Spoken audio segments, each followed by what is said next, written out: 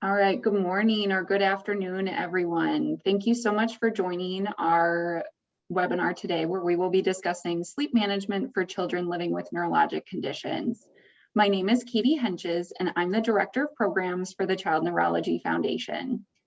Today, I'd like to give a special thank you to our sponsors. We have Acadia, Bluebird Bio, Greenwich Biosciences, PTC Therapeutics, Origin, BNS Therapy by LivaNova, and UCB. Without their support for our 2021 education series, this webinar would not be possible.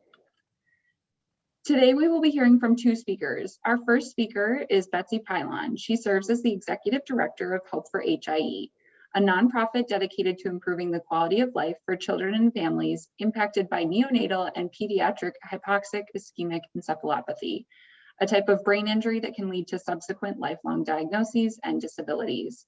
Our second speaker is Dr. Pryor Craig. She's a child neurologist and sleep medicine physician at Cook Children's Pediatric Specialty Center in Prosper, Texas. She attended Vanderbilt University School of Medicine in Nashville, Tennessee, and then completed her pediatric neurology residency and sleep medicine fellowship at UT Southwestern in Dallas, Texas. Please note that this meeting is being recorded and will be available to you after the event, hopefully by the end of the week. You will be receiving an email that will include the link, and then also you'll receive a separate email with the survey. We do request your feedback. If you have any questions for our speakers, please put them in the Q&A box. At the end of the meeting, we will spend the last 15 minutes today getting answers from our speakers to your questions. And with that, I will pass it over to Dr. Pryor Craig. Thank you, Katie, for the lovely introduction. So let's talk about sleep. In all my new patient appointments, I generally spend time reviewing the basics of sleep. We know that sleep is an essential function that helps the brain recharge. It helps maintain the balance of many body processes. There are lots of hormones and lots of body chemicals that are regulated in sleep. So I review with my patients and their families that sleepy brains do not function at their best, and good sleep is very important to enhance mood, thinking, and attention. Good sleep can reduce pain and help boost the immune system. So my goal is to ensure that all my patients are getting adequate hours of sleep for their age, and that those hours spent sleeping are undisturbed and as restorative as possible. So when I'm exploring a patient's sleep complaints, we have to talk about the science of sleep. We talk about the sleep circadian rhythm, and the term circadian rhythm really refers to the 24-hour internal body clock that tells us when to release certain hormones or carry out certain body processes. Sleep has a circadian rhythm all its own, and that rhythm is most heavily influenced by light and dark. This is why the typical person's sleep and wake cycles are aligned with day and night. One major sleep hormone that you may have heard about, melatonin, makes us feel sleepy, and it is released in greater quantities when it's dark. It triggers us to sleep. So at the same time that the circadian rhythm is ticking away in the background and is telling us when to be alert, as we move about and think and use energy throughout the day, we also begin to build up the need to sleep more and more as the day goes on. That need to sleep is called the sleep drive. So once we understand the basics about sleep and the factors that influence it, we can see how there are internal things like genetic predisposition or hormone imbalances, as well as external factors like exposure to artificial light, taking naps in the middle of the day that can greatly affect our sleep circadian rhythm or affect our sleep drive. So by far and large, the largest complaint that I get from families of children with neurologic conditions is insomnia. But lots of times, what looks like insomnia may be something else altogether. For instance, if school activities and therapies keep a child so occupied that their allotted time for sleep is less than the time they actually need to feel restored and refreshed, then that's actually not insomnia. That is a case of sleep deprivation as a result of not allowing adequate time for the appropriate amount of sleep.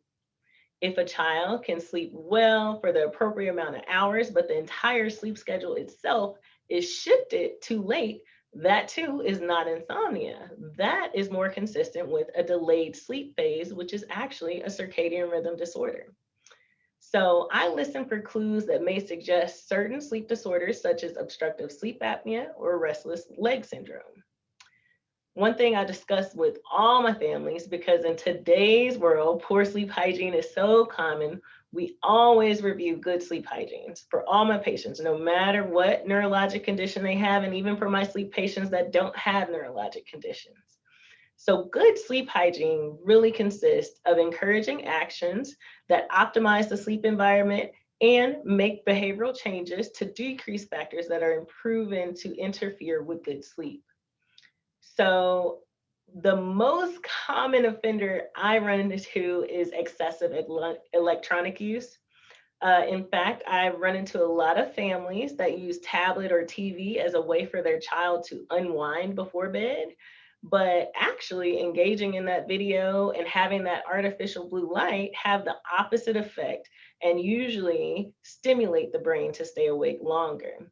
Another common issue is the lack of a bedtime routine and inconsistent bedtimes and wake times. So sleep is a natural phenomenon, but there's definitely a learned component to getting to sleep and staying asleep well. So having a consistent, relaxing bedtime routine really allows a child to build a strong sleep association to that routine, helps them get to sleep and stay to sleep. The best sleep is really achieved by keeping the same schedule every day. That means weekdays and weekends. Think about what happens if you allow a child to stay up late on Saturday night and then they sleep in on Sunday morning. When it comes to Sunday night, they may not feel sleepy at all and they fall asleep much later. Well, that would be fine if they don't have any obligations for Monday morning, like school or therapies or activities, because then they'll be forced to wake up early without having achieved enough sleep. And this will result in difficulty to arouse the child. They may be tired, they may be moody, they may be inattentive or even hyperactive during the day. As part of sleep hygiene, I also encourage healthy meals and regular exercise during the daytime because this can actually help nighttime sleep. As a neurologist, I understand that exercise can sometimes be a challenge for my patients who have limited mobility. So in this case, I recommend physical activity as tolerated. This can include stretching and their physical therapies and occupational therapies. I encourage my families to look into alternatives like aqua therapy. And I recommend engaging activities throughout the day: music, books, engaging the child in conversation, using toys.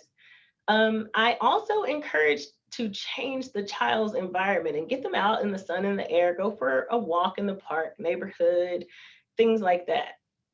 So in addition to just addressing those issues, I think that comorbid mood issues are usually underdiagnosed. I always ask about those. Things such as anxiety, depression, and OCD can really affect your sleep. Treatment of the mood disturbances can improve the sleep because the hormones that control mood and make you feel happy are also very important in the regulation of sleep and vice versa. So that's pretty much the basics of sleep and good sleep hygiene. Betsy, I'd love for you to share some of your experiences from your community and the spectrum of outcomes that you hear about sleep. Thank you. Yes, so I work with with Hope for HIE, and we have a network of over 6,500 families that connect, and sleep is easily one of the biggest topics that is talked about all the time, and across the outcomes, the full range of outcomes and ages. So, we talk about what might be typical during, an infant cycle and how that can change, and the expected sleeplessness that new families might experience. But then we kind of go through and we see that a lot of families will have issues, again, across the spectrum of outcomes, and these can last for years. And obviously we know when parents aren't getting sleep too, it negatively impacts the whole family. So it's not just the child, and looking for, any way to build consistent sleep. So whether that's, kids are waking up several times a night, there's, either they stop napping altogether earlier than I think anticipated, all sorts of different things that are shared regularly. And it is just a continued continued challenge for so many of our families. So I'm really grateful that we're here together to talk about these. So I'd love to dive into some questions with you of different things that come up, and a lot of the frequently asked questions in not just the HIE community, but I know that across a lot of the neurology communities of neurological conditions and issues that people experience with their kids. So we have talked before about how your dual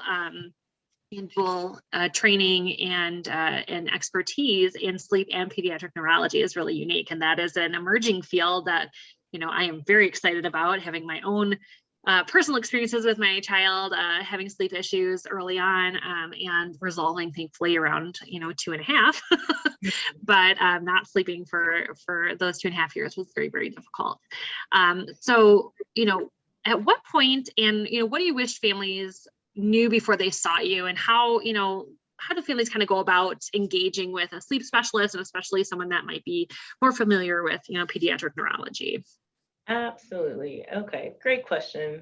I guess my biggest wish for families would be that they just come in with an open mind. So sleep issues are really individualized. So there's no like one size fits all plan.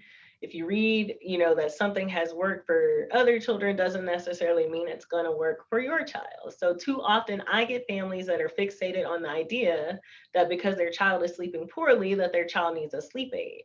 But like I mentioned before, sometimes what appears to be insomnia isn't insomnia. So if obstructive sleep apnea, for instance, is causing your child's sleep issues, then if I give them a sedating medication, that can actually worsen the sleep apnea. So depending on the issue, there may be non-medication interventions we should try before we add a sleep aid. And it's also important to remember, and I remind my families all the time, that all these medications come with their own host of effects, side effects, and drug interactions. So I've had a lot of families come to me after failing multiple sleep aids, either due to side effects and sometimes due to finding out they have another underlying sleep condition altogether that wasn't addressed, and I wouldn't expect it to respond to a sleep aid. So my biggest wish is that we can just start from scratch, open mind, and let's talk about all the sleep issues to figure out what's really going on. Yeah, that's really good information to know. And I think one of the things that that you've talked about before is like the process of looking at what might work, and that it we're always working towards improvement, and not obviously resolution would be fantastic, but that this is a journey, and many times it requires patience and consistency. So when we talk about sleep aids, and that is a common topic, when would you recommend a sleep aid? Okay, so that's a great question, right? Because I've told you there's lots of things that don't need sleep aids. So when do you need one? So I think about sleep aids in cases of true insomnia where we don't have suspicion for another sleep disorder, or we've already ruled out or treated other sleep disorders, and we think that we are dealing with true insomnia where the child needs some help just feeling drowsy and getting to sleep. So it's basically reserved for refractory cases of insomnia that have not responded to all the behavioral techniques to optimize sleep hygiene, to help the kid get to sleep and stay asleep. Because the sleep aids, they really don't work in absence of the behavioral modifications. Let me give you a case. So let's take a child that wakes up multiple times over the night, and every time he wakes up, he looks for his parents to get back to sleep. If the parents don't come, then he stays up for hours and hours. Well, this child has been conditioned to require a parent's presence to get back to sleep overnight. So if I give him a sleep aid, I may overall reduce the amount of times he wakes up, but in those times that he does, the sleep aid does nothing to break that inappropriate association with needing a certain activity or the parent to get back to sleep. That's the part that requires behavioral interventions, and that's why sleep aids can't work alone. I think that melatonin has become a very popular sleep aid and is a common recommendation to help children sleep. But let me tell you what my opinion about melatonin is. I actually love it a lot, but it's more effective at shifting the circadian rhythm and sleep schedules than it is at making you feel sleepy. So to get the best benefit of it as a sleep aid, it has to be given at a correct time and dosage, which is individualized based on your child's bedtime, on your child's weight and age. So the other thing to remember is that using melatonin excessively can actually sometimes cause sleep issues. The most common sleep issue we encounter from excessive melatonin use is actually nightmare disorder. So it can cause nightmares at higher doses. I love it, I use it, but I recommend you treat it like any other medication with guidance from your doctor. In the US, it's over the counter, but overseas, melatonin as a hormone is regulated by the equivalent of the FDA. So we have to remember that even though it's over the counter, it's still a medication. Yeah, that's really important, especially when we talk about, over-the-counter medications in general, and that they're still medications and have their impact. Mm-hmm. All right. So what questions do you regularly ask parents that come into your clinic? Okay, so I ask all my patients screening questions about obstructive sleep apnea. And just for anybody that's not familiar with it, obstructive sleep apnea is also called OSA, and it's a condition in which when the child is sleeping, there is an intermittent collapse or blockage of the airway that causes either limitations in airflow or sometimes complete pauses in airflow altogether. So untreated sleep apnea can contribute to nighttime awakenings and daytime symptoms like hyperactivity. Sometimes they're excessively sleepy, as well as having behavioral problems or problems with inattention and concentration. We also know that longstanding severe sleep apnea can cause really detrimental consequences to the heart and lung health. Unfortunately, this condition is underdiagnosed in children, so I always ask all my patients about that. Some questions I ask are, does your child snore loudly? Do you ever witness pauses and gasping in the sleep or choking episodes? Because all of these may be a sign of OSA. The other things I ask really have to do with the parent's goal for the child's sleep. I really like to ask, how long has the child had sleeping issues?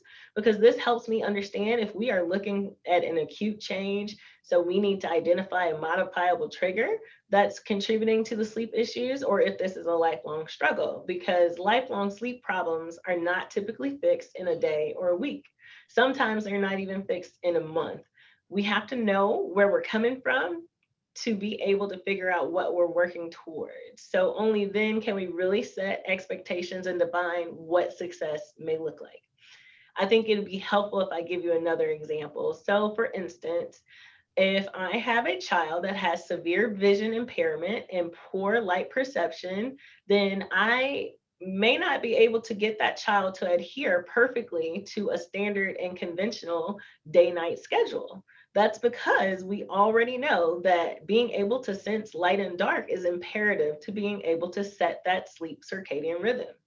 So without that sense of light and dark, this child won't be able to do that fully. However, it still may be a very reasonable goal to aim for just more continuous hours of sleep within a certain acceptable time frame.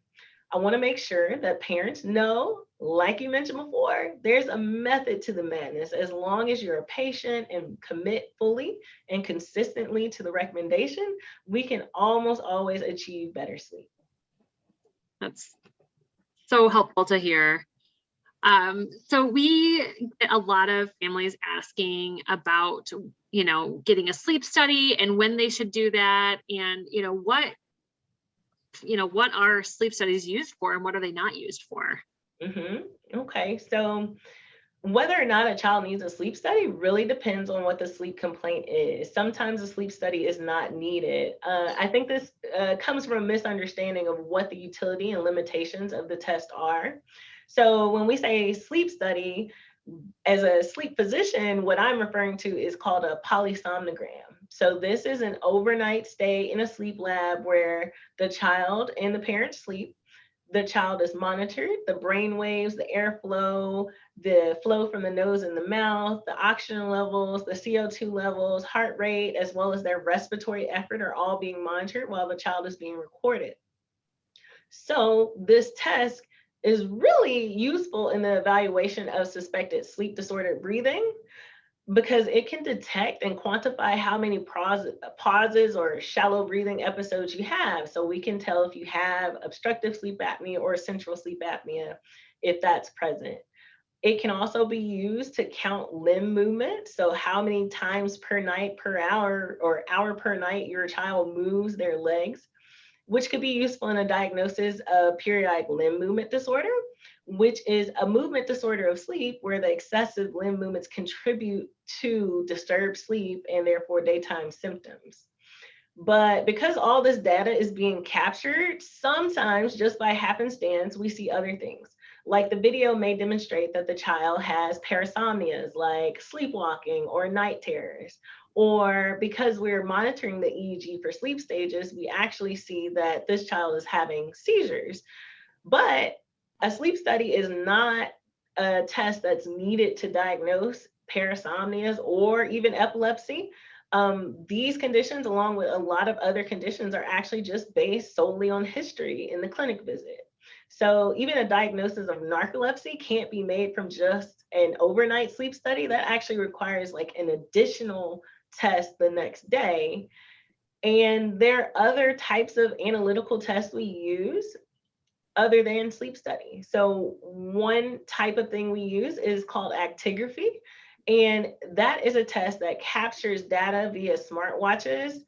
And it paints a picture of sleep cycles for us over the course of usually 2 to 3 weeks. So we use those to kind of evaluate sleep rhythms and sleep patterns and can diagnose circadian rhythm disorders with that. That's totally different from a sleep study.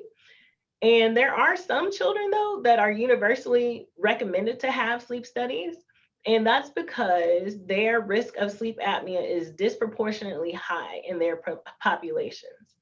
Those kids would be kids with trisomy 21 or Down syndrome, children with certain neuromuscular conditions like Duchenne's muscular dystrophy or Prader-Willi, or children with achondroplasia, which is the most common type of dwarfism.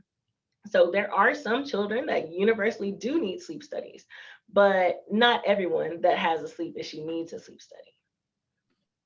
Yeah, that's really helpful. And we have a kind of a follow-up question too of, can sleep studies be done at home if a child cannot tolerate being in a hospital? I know you had talked about tracking on a device and things like that at home. So maybe talking about some different options that exist with that. Absolutely. So there are home sleep studies. They do not have the complete set of monitoring that we do in labs. But unfortunately, these have not been approved for use in children. So their use in children is unvalidated right now. They are an option that is validated in adults, but thus far, they're not an option for children. We could do it and use the information, but it would be an invalid test and insurance would not cover for them because they're not validated in children yet. I do think in the next coming years, with more data and more information, that this will become an option that we can use for children, but their sleep parameters are so different than adults that they may very well need a different set of equipment than what's on the market currently for adults. Yeah, that's really helpful to know. I know that's something that gets asked quite a bit. And kind of a follow-up, as you talked about restless leg syndrome, what can be done for that? Mm-hmm. That can be a quick fix, hopefully, for some kids. It can. That's a great one, actually, because, and it comes up often, actually, in my children with neurologic conditions, because in children, the biggest contributor to restless leg syndrome is iron deficiency. And so if you have a picky eater, say a child with autism who's a very restrictive eater, or a child that has a specialized diet because they have a metabolic condition or anything like that, if they are iron deficient, that could contribute greatly to restless leg syndrome. You cannot detect it necessarily with the iron level per se. What we check for is actually the ferritin level, which is a specialized iron lab which detects the stores of iron in the body. The ferritin has more correlation with how iron interacts in the central nervous system than the actual iron level. So if that level is below our goal, then we can supplement with iron and see great improvements. There are other medications that can be used for restless leg syndrome in children, but they're kind of picked based on the child's other conditions, and we may need to exploit some of the other actions. Like for instance, a child that also has a lot of pain may do well on gabapentin, which works well for restless legs, as well as some neuropathic pain complaints. All right. So I think this leads us great into our next question, which are there particular issues unique to children with neurologic conditions that impact the child's ability to sleep? Certainly, definitely. So different neurologic conditions come with increased risk of certain sleep disorders. So for instance, children with autism have a higher rate of just primary insomnia than the general population. Children with epilepsy have higher rates of obstructive sleep apnea compared to their peers that don't have epilepsy. So other than the straight stats, we consider and address if there are specific features of the neurologic condition which are interfering with the sleep. So is that child with epilepsy actually having nocturnal seizures? Or if they have no nocturnal seizures, are they well controlled? For children that have cerebral palsy and increased muscle tone, I consider whether they have an optimized spasticity treatment plan or if their pain is controlled. Has pain even been addressed? We know that pain can play a huge role in why children with abnormal tone and posture can't sleep well. And it can be easily overlooked in our children that have issues or limitations in communication, the ability to vocalize and voice discomfort. So it's really important for children with limited mobility to be turned, repositioned appropriately and regularly to avoid that kind of positional discomfort and skin breakdown. There are some children with neuromuscular conditions that we know over time their breathing muscles will also be affected. So they need to have their breathing function monitored regularly. And at some point in time, they do need to undergo a sleep study to determine if they need respiratory support at night. Children with epilepsy, children with migraines, they both have increased risk of depression and anxiety. Both of these can interfere with sleep. So we have to ask, are these mood disorders being treated? And if not, we need to get plugged into care to do that. Going along with just the neurologic condition, I also make a habit of reviewing every child's diet and medications. If the child is skipping meals and binging in the evening at night, that large meal right before bedtime actually interferes with sleep. Is your child consuming excessive amounts of caffeine, which we have to remember is not just in soda. Some children are drinking energy drinks and other things at school, and we have to know about those things and really address those things. I even think about my G-tube fed children. Are they receiving feeds overnight? Do they have a history of reflux? Could these feeds be aggravating reflux and they're in discomfort and that's contributing to sleep? Because all those things could. We have to think about the other medications the child is on, because stimulants like Concerta, Ritalin, Adderall, all those are commonly used in children that have comorbid ADHD. But even if they're taken first thing in the morning, they can actually interfere with sleep and cause your sleep to be lightened and disrupted, especially if they're on the extended release versions, because those are meant to act all day long and can bleed over into the evening time. And on the opposite end of that, we have benzodiazepines like clonazepam and lorazepam, which can be used to treat seizures, sometimes used to treat agitation, but they're very sedating and they can contribute to like excessive daytime sleepiness instead. If the child is sleeping all day, they're not going to get good nighttime sleep. So the same can be said about lots of medications that are used for a lot of different things, like controlling seizures, behavioral management, migraines, tics. They can all have potential side effects on the sleep. So they deserve exploring, and maybe we can find a solution just by modifying the regimen that they're already on. But sometimes we know we can't take children off certain medications because it would be bad for their underlying conditions. But we know since they're interfering with sleep, we can put that in perspective to all the things that may be contributing and give us what we have to work with going forward. Yeah, that's really helpful. And I think one of the things that, when you're problem solving and there's a question about, epilepsy medications and do they contradict, sleep and sleep aids and all of that, looking at, maybe working with your neurologist about, the timing of those meds and things like that, and looking at how that might be a solution to try. Absolutely.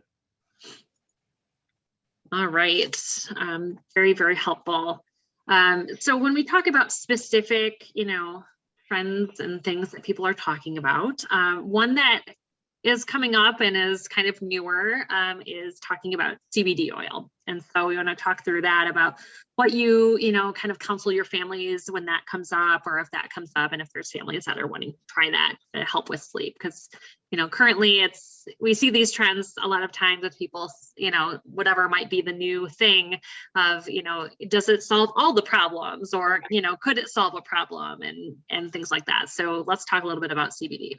Absolutely. So as a neurologist, I am very aware of the potential medicinal benefits of CBD. However, as it relates to sleep in children, I do not recommend it for my families. And that's because there's really no guideline that dictates safe dosing as a sleep aid. And in fact, there's not even a lot of data to support its safety and efficacy, especially long-term in children's, just as a sleep aid. So I don't recommend it. One of the biggest concerns for me is that the commercially available CBD products are unregulated. And so the concentration of CBD can differ from vial to vial. It can differ from source to source. And analysis of some of these products has actually shown that many of them contain contaminants, and a lot of them, essentially all of them, contain varying levels of THC, which is the actual intoxicating component of marijuana. And the other thing about CBD oil is, just like melatonin, is we cannot forget that this is a neuroactive substance. It has side effects and interactions. Common side effects are nausea and vomiting. It can change your appetite. It does sometimes cause alteration in your liver enzyme levels, and it can cause behavioral changes in your child. It has known interactions with other medications. It interacts with several seizure medications and can actually change the levels of those seizure medications in the body. So all in all, I don't recommend it at this time. Yeah, I think that's really important to bring up with epilepsy as well, because, there's definitely some people that have seen, improvements in seizures, through some working with their physicians. But also we've seen a lot of families that have shared that it's increased seizures. So it's very important to work with your medical team on any introduction of any sort of substance and talk through what the risks and benefits would be, for sure. So that's really, really helpful information. I know that keeps coming up in all of the neuro group that we have. Yes. And also the CBD that is FDA approved for seizures is a regulated product that has insured concentrations, and so it's different than what's commercially available in local shops and areas. And there's no safety protocol to guarantee that the substance you get is truly what it is, and if it has what it's supposed to have in it, or if it has a little bit of extra things that we don't want. So I think when CBD has more data and is more streamlined as a regulated medication for these indications, then that's when the right time to consider that would be. All right, that's very helpful, I know, for everyone that's tuning in.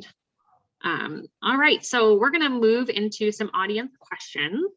And, you talked a little bit about, collecting data on smartwatches and things like that, for data to provide, with extra background when, working with the child's medical team.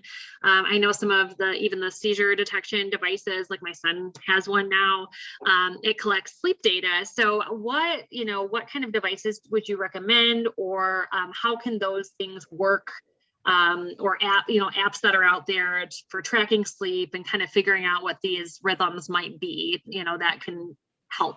Got you. I got you. So basically like, can we use smartwatch data? Does it add to the picture? It can. So I think it's fine if your child has an Embrace or a Fitbit, or there's an Apple Watch or something that you are using to track sleep. It can provide some useful information, but you just have to remember the limitation of these devices. Unlike our actigraphy watches, which are specially designed to track sleep and markers of sleep, these devices are not designed specifically for the sole purpose of capturing sleep. So the data may be not just as accurate as it could be, and sometimes it's incomplete. So you may see gaps in data because there's not enough of whatever signal the watch is picking up to provide accurate data, but that sometimes looks like awakenings that aren't there. So as long as you know that those devices are not designed for the sole purpose of tracking sleep, it's fine to use them, because they do generally, if you use them several nights over time, give you a good idea about how many hours of sleep your child is getting. And so it can be a place to start. I think you asked about apps. There are several apps that can track sleep. I'll tell you the name of a few. There's Sleep Score, there's the Pillow app, there's Sleep Plus Plus, and Sleepwatch. I can't really recommend one over the other because unfortunately, they're not all optimized for the same platform. So some of them work better on Apple devices than they do on Androids. Some of them will only work with certain versions of like Apple Watch and things like that. So you really have to look at your phone and watch's capability to pick between these apps. But they can all kind of do similar to what the Embrace and Fitbits do and give you a general marker of sleep. And some of them will also try to interpret interruptions in sleep overnight. Let's see. There are a couple other apps that I like, but not so much for tracking sleep, but because they have really good relaxation techniques for children and adults who have trouble getting to sleep. So I like Slumber and Tide for those. Okay, that's really great. And I know some of our families have used like Alexa to like, as mine starts going off. There's meditations on there and like white noise and things like that trying anything and everything to create that nice sleep environment, which can be helpful. So those are really great options for families to look into as well. We have a few different thematic questions that have come in that I think we can talk through all and kind of bucket together. Okay. We have a couple of families that have asked about recommendations about kids that might use melatonin to fall asleep, or they don't have an issue falling asleep, but it's staying asleep. And going through, kind of in conjunction with that, the staying asleep, kids that might wake up and have gotten used to either sleeping, in the same room or same bed as mom or dad. And, now that this has created they wake up in the middle of the night, they're panicked if they don't feel their, parent right there. And how, parents might work through that with, with their team, or just, trying to get some of these habits backed up. Absolutely. So this advice will be assuming that nothing else is contributing to the child awaking overnight, right? Because as I mentioned, the first and foremost thing to do is make sure there's not a pathologic reason that the child is waking up overnight. If the child is having respiratory pauses because they have sleep apnea, that is a cause that we need to eliminate that can be contributing to these awakenings. Same thing with periodic limb movements of sleep, which is in that kind of spectrum of restless leg syndrome. Same thing with nightmare disorders or night terrors. Like, is there an actual something that's happening overnight that could be contributing to the awakenings? If not, do know that children and adults waking up a few times a night is actually normal. The difference between a good sleeper and a bad sleeper are the ones that can awaken and put themselves right back to sleep versus those that awaken and have no idea what to do with that, right? So those children usually have some type of conditioned response that they're looking for to achieve sleep again. So when you are dependent on a certain object or person's presence or a certain action to get back to sleep or to get to sleep in the beginning, that's called a sleep onset association. And it's a type of behavioral insomnia, meaning it responds best to behavioral techniques. So in that case, we start talking about some techniques and methods to extinguish that behavior. Hence, they are called extinction methods, right? So I think one of the most common ones that people have heard about, especially when they're first trying to get their child to sleep at night by themselves, is like cry it out. But it is not the only method that there is. There's gentler methods like the kind of graduated extinction method. But the most important thing to deal with these overnight awakenings is to first ensure that the sleep association is with their bedroom and their bed. So all of these techniques start by making a very strong and regimented bedtime routine that is centered in the child's bedroom, not mommy's bedroom and not the living room, child's bedroom by their bed. And they're going to get tucked into bed with instructions to stay there. And then we go from there. So what happens from there depends on the child. So let's say this is a child that needs mom to get to sleep. So mom can chuck the child into bed and say, okay, excuse me, I'm just gonna go check on, make up any excuse, baby brother, the dishwasher, the lasagna in the oven, and then you come back literally within seconds. You could like go to the other side of the door and walk back in. You say, I'm back, okay, you're still laying in bed, good job. And then you gradually make those excuse me's a little bit longer. So this is like a graduated extinction type technique. So the goal is for the child to fall asleep when you are outside of the room. Okay, it's because as you increase the time and the interval that you're outside of the room, by coming back for these check-ins, you're still providing that reassurance that they need, that mom is here, they are not alone, there's no reason that I need to fear, but at the same time, you're leaving enough time for them to eventually learn to fall asleep on their own. And then the behavior tends to extinguish itself over the next several days to weeks. So here's the problem. It does take dedication. If you give in, you hit the reset button, right? Children are very persistent. They can be very resilient. So if you're on a roll, you got to keep it going.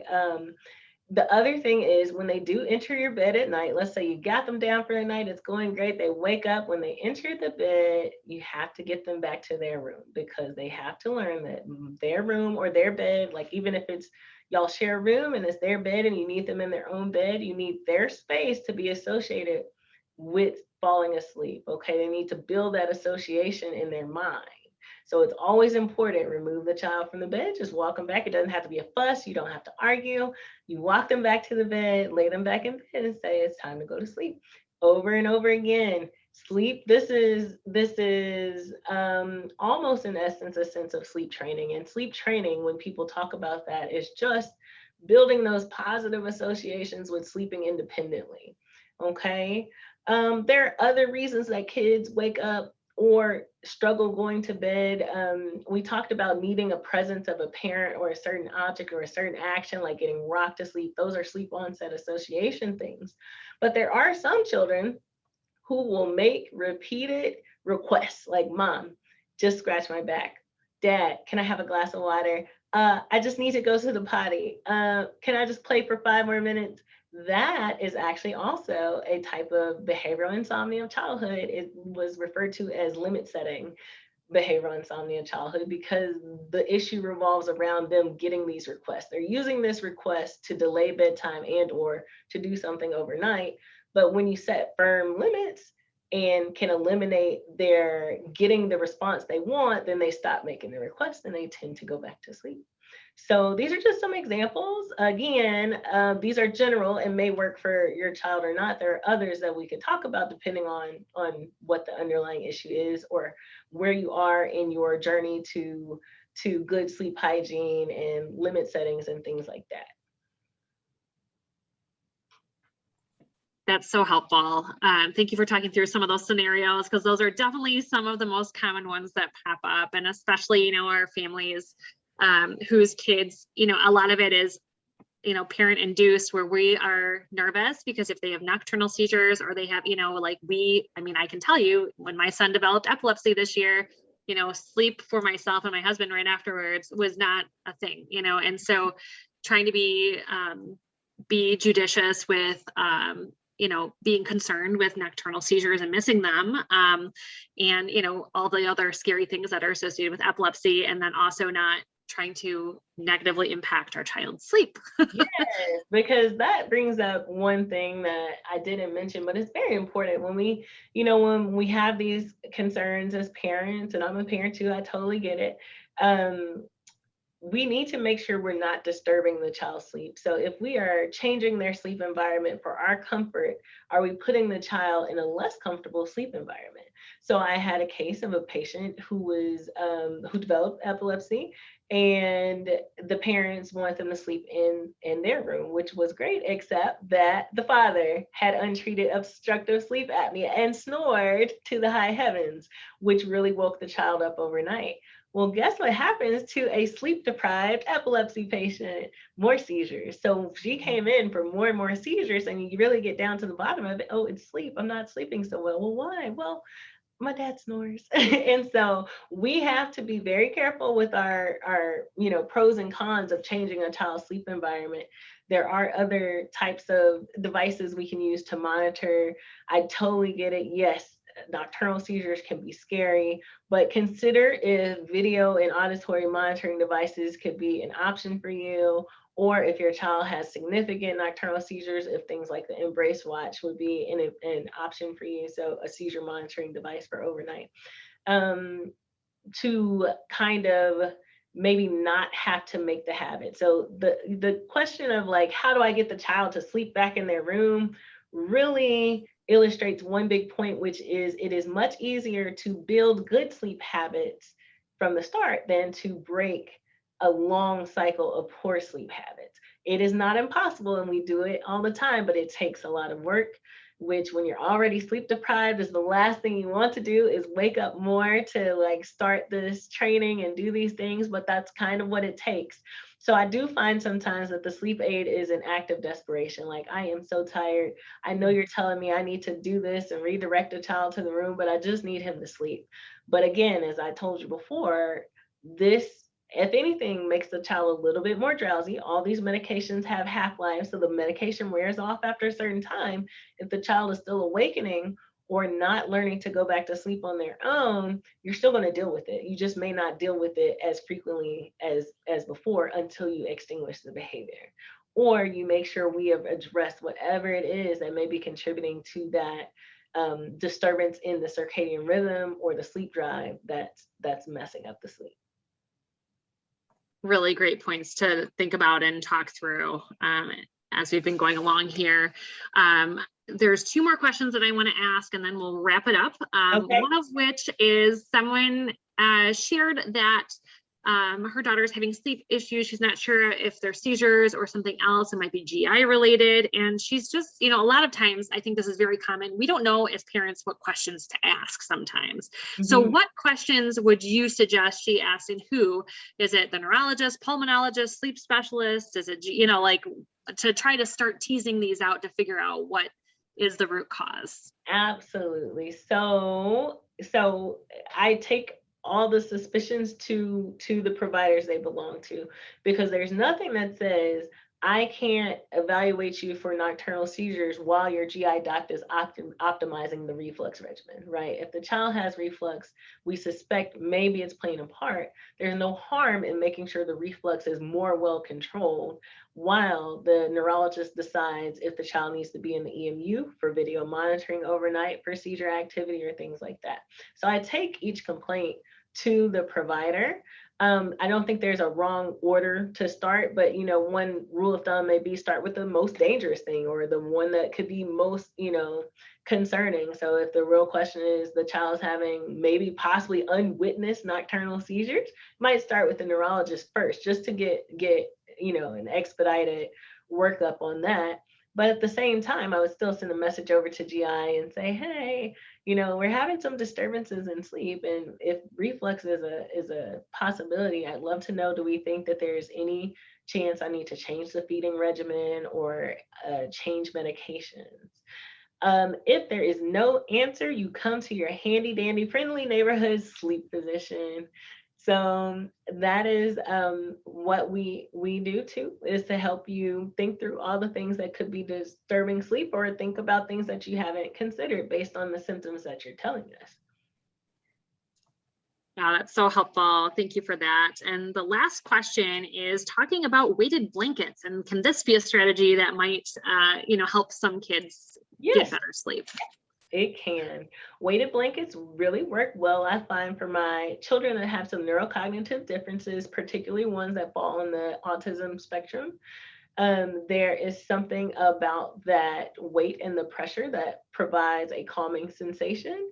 And so, granted that your child is old enough to use them and they're not dangerous for them, weighted blankets could be fine.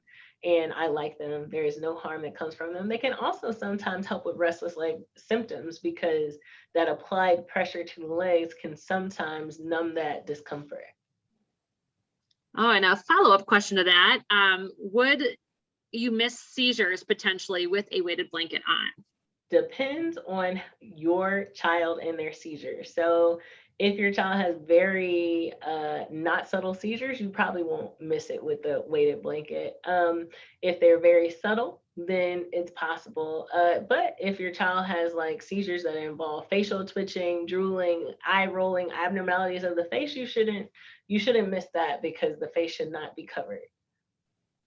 Thank you. Mm-hmm. Well, I think that's all for our Q&A. So I'm going to turn this back over to Katie. Thank you so much. I really appreciate both of you working with us today on this.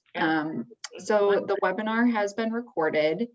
So everyone who's been listening, this will be available to you on our website and in a few weeks to view or share. Sorry, just jumping screens here, but we will follow up with you directly via email about this webinar. We have a survey that will be included in that email. Please fill it out. We would really appreciate your feedback. And we always love to hear what else we could do with these webinars. If you'd like follow up on this or there's other topics that you're interested in, always let us know.